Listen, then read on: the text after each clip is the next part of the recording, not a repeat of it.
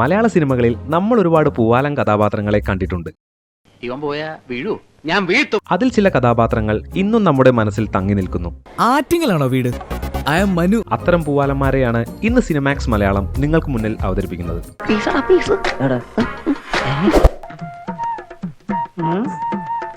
Order ദമ്മാവ ആളറിയാം എന്ന ചിത്രത്തിലെ major Nair പൂവാല ലോകത്ത് അത്യാവശ്യം എക്സ്പീരിയൻസ് ഉള്ള ഒരു പൂവാലൻ തന്നെയാണ്. എന്റെ ഔട്ട്ലുക്ക് എന്റെ സമപ്രായക്കാരായ മറ്റുള്ളവരെക്കാൾ വളരെ വ്യത്യസ്തമാണ്. അതുകൊണ്ട് തന്നെ പെണ്ണുങ്ങളെ വളയ്ക്കാൻ അദ്ദേഹത്തിന്റെ കൈവശം ഒരു പിടി ടെക്നിക്കുകളുമുണ്ട്. എക്സ്ക്യൂസ് മീ, ഇത് കുട്ടിയുടെ കർച്ചീഫല്ലേ? ഇതങ്ങോട്ട് വാങ്ങിച്ചു കുട്ടി.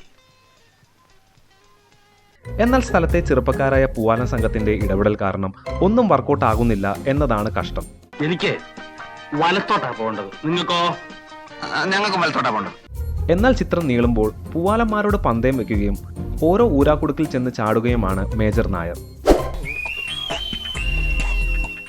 വാർദ്ധക്യത്തിലെ ഒറ്റപ്പെടൽ കാരണം കല്യാണം കഴിക്കണം എന്ന് തീരുമാനിക്കുന്നതിലൂടെയാണ് നാരായണൻ എന്ന പൂവാലൻ ചിത്രീകരിക്കപ്പെടുന്നത്. സ്നേഹിത, സമയം കളയാണ്ട് നല്ല കുട്ടികളുടെ ഫോട്ടോസ് വല്ലതുണ്ടെങ്കിൽ ഇങ്ങോട്ട്. കെട്ടാൻ പെണ്ണു റെഡിയായാൽ നാരായണന് അവരെ ഒന്ന് നേരിൽ പോയി കാണണം. പിന്നീട് പോലീസ് പിടികൂടുന്നതിലൂടെ ഇപ്പോൾ അവർ ഫുൾ ടൈം പൂവാലൻ എന്ന മുദ്ര കുത്തപ്പെടുകയും ചെയ്തു. ഞാൻ ബാച്ചിലറാ.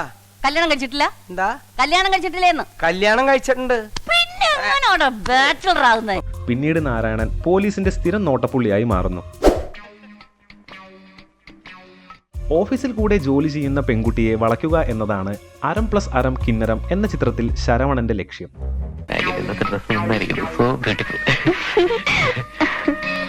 പക്ഷെ അവിടെയാണെങ്കിലോ വെല്ലുവിളികളുമായി ഗോപികൃഷ്ണൻ എന്ന പൂവാലൻ സുഹൃത്തും. ഇവനെ കൊണ്ട് വലിയ ശല്യം തന്നെയല്ലേ മേഘി?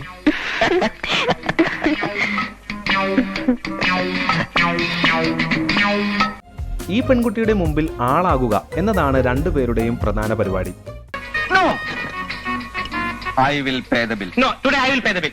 ഗോപികൃഷ്ണന്റെ ശല്യം സഹിക്കവയ്യാതെ ശരവണൻ വേറൊരു പെൺകുട്ടിയെ കണ്ടതും ശ്രദ്ധ അങ്ങോട്ട് തിരിക്കുന്നു. പക്ഷെ അവിടെയും ഗോപികൃഷ്ണൻ വെല്ലുവിളിയായി മാറുന്നു. ഇതൊരു ഫോറിൻ സാരിയാ, അമ്മൂന് നന്നായിട്ട് മാച്ച് ചെയ്യും.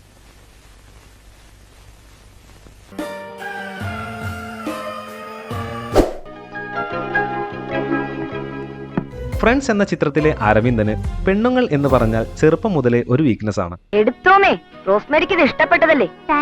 വെൽക്കം. അതുകൊണ്ട് തന്നെ ഏതൊരു പെണ്ണിനെ കണ്ടാലും ഈ പൂവാലൻ ഒന്ന് വളയ്ക്കാൻ ശ്രമിക്കും. Good morning. Good morning. കറുത്ത തുപ്പട്ട. Good morning. Good morning.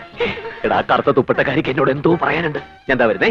ഒരു പ്രേമലേഖനം ഉണ്ടാക്കിയ പുകില് കാരണം നാടുവിട്ട അരവിന്ദൻ ആ നാട്ടിലും ഒരു പൂവാലനായി തന്നെ വിലസി.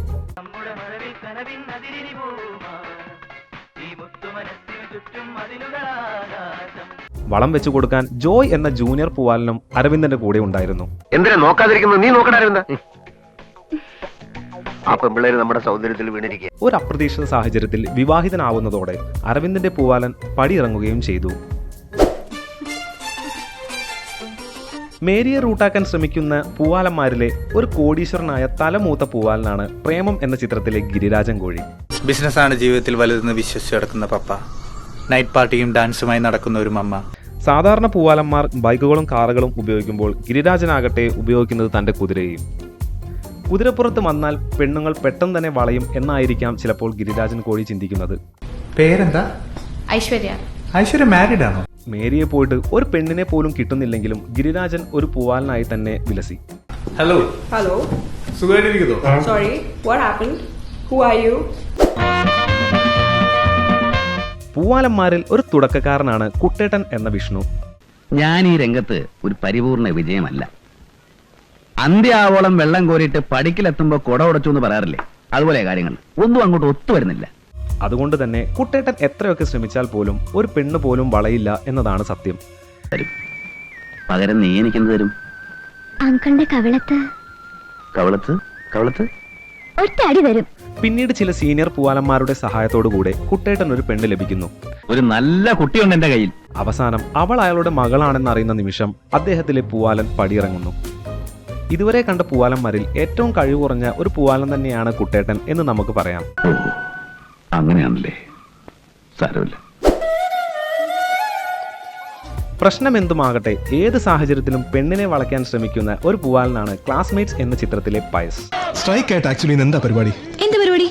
അല്ല, എന്റെ ജീപ്പുണ്ട്, നമുക്ക് വേണമെങ്കിൽ ഒന്ന് കറങ്ങാൻ പോവാം, ഒരു ഐസ്ക്രീം കഴിക്കാം, അല്ലെങ്കിൽ ടൈം പാസിന് വേണ്ടി ഒരു സിനിമയ്ക്ക് പോവാം. രാത്രി ലേഡീസ് ഹോസ്റ്റലിൽ കയറുമ്പോൾ പോലും പടികളിൽ ചുംബിക്കുന്നവനാണ് പയസ്. നീ എന്താ കളിക്കുന്നത്? എത്ര സുന്ദരിമാരുടെ പാദങ്ങൾ പതിഞ്ഞ പടിയാ. ഇതിൽ നിന്നും ഇയാളിലെ കോഴിത്തരം എത്രത്തോളം ഭീകരമാണെന്ന് നമുക്ക് മനസ്സിലാക്കാൻ സാധിക്കും. പെണ്ണുങ്ങളെ വളയ്ക്കുക എന്നത് പയസിന്റെ പ്രധാന ലഹരിയാണെന്ന് തന്നെ പറയാം. ഒരു കൂട്ടം പൂവാലന്മാരിലെ ഒരു പ്രധാന പൂവാലനാണ് ഹൃദയഭാനു. ഈ പൂവാലക്കൂട്ടങ്ങളുടെ എല്ലാം കണ്ണാകട്ടെ ഹിറ്റ്ലർ മാധവൻകുട്ടിയുടെ സഹോദരിമാരിലും. മാധവൻകുട്ടി ഈ സഹോദരിമാരെ കൂട്ടി നടക്കുന്നത് കൊണ്ട് ഒന്ന് സംസാരിക്കാനോ പ്രണയലേഖനം കൊടുക്കാൻ പോലും അദ്ദേഹത്തിന് കഴിയുന്നില്ല.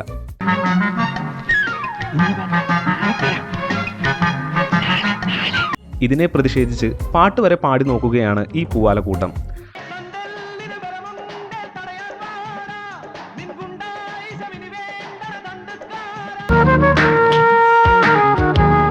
തൊട്ടടുത്തുള്ള ലേഡീസ് ഹോസ്റ്റലിലെ പെൺകുട്ടികളെ വളയ്ക്കുക എന്നതാണ് ഗാനഭൂഷണം സതീഷ് കൊച്ചിന്റെ പ്രധാന പരിപാടി.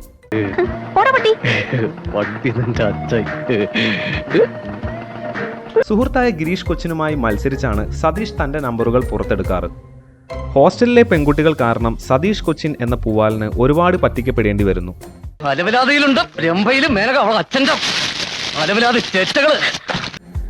ബ്യൂട്ടി കോൺഷ്യസ് ആയ സതീഷ് കൊച്ചിൻ ഭക്ഷണത്തിന് പോലും കാശ് ചിലവാക്കാതെ തന്റെ സൗന്ദര്യം വർദ്ധിപ്പിക്കാനാണ് ശ്രമിക്കുന്നത്. നിന്റെ 25 രൂപയിൽ അതിങ്ങെടുക്കടാ. ആ രൂപയ്ക്ക് ഞാൻ ഫെയർ ആൻഡ് ലവ്ലി വാങ്ങിച്ച് തേച്ച്.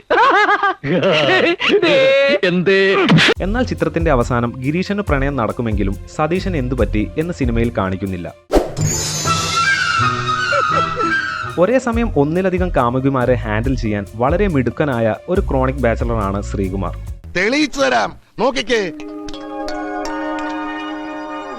ശ്രീകുമാറിനാകട്ടെ എല്ലാ പരിപാടിക്കും കൂട്ടായി ഉഗ്രൻ എന്നൊരു സുഹൃത്തും.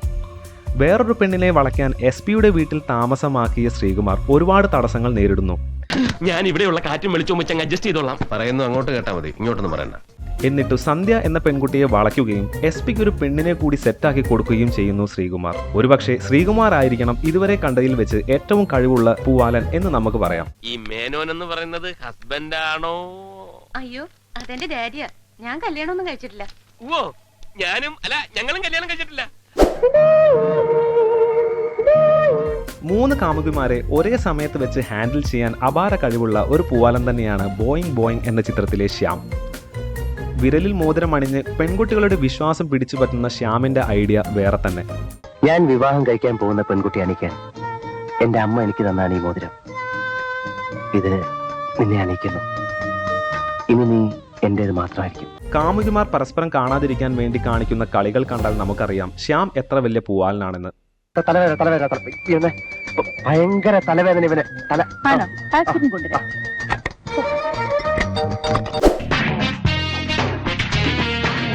അനുരാഗ കൊട്ടാരത്തിലെ ചാൾസ് ഒരു പൂവാലനാണോ എന്ന് ചോദിച്ചാൽ അല്ല.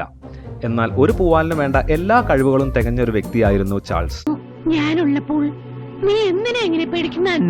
ചില്ലറ തട്ടിപ്പും മോഷണവുമായി നടക്കുന്ന ചാൾസ് ഒരു കൊട്ടേഷൻ ഏറ്റെടുക്കുന്നതിലൂടെ പൂവാലനായി മാറുന്നു. എന്നെ നിങ്ങൾ രക്ഷിക്കണം, അവളെ കന്യാസ്ത്രീയാകാൻ അനുവദിക്കരുത്. എത്ര ലക്ഷം രൂപ ആണെങ്കിലും ഞാൻ തരാം. വളയ്ക്കാൻ ഒരുപാട് ടെക്നിക്സ് ഉപയോഗിക്കുന്ന ചാൾസിന് എന്റെ ഹൃദയശുരിക്ക് വേണ്ടി ഈ ഉള്ളവന്റെ ലോല ഹൃദയം മൈദമാവിൽ മുക്കി പൊരിച്ചെടുത്ത കട്ട്ലേറ്റാ ഈ അനുരാഗ കട്ട്ലേറ്റ്. കൂട്ടായി ശോഭരാജ് എന്നൊരു വേറെ കള്ളനും.